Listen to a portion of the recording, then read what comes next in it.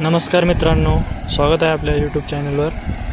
आज आपण बघणार आहोत मेसी फर्ग्युसन 728 या ट्रॅक्टरने अद्रकीला कशा पद्धतीने भर लावली जाते। हे बघा, मोठे चाक लावलेले आहे त्याला ट्रॅक्टरला, किती छान पद्धतीने भर लावली जाते।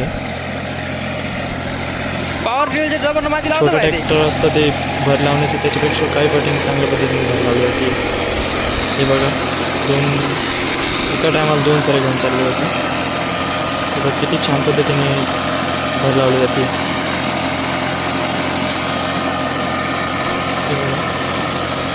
मोठे टायर लावलेले आहेत, बैलगाडीचे टायर आणि टायर आहेत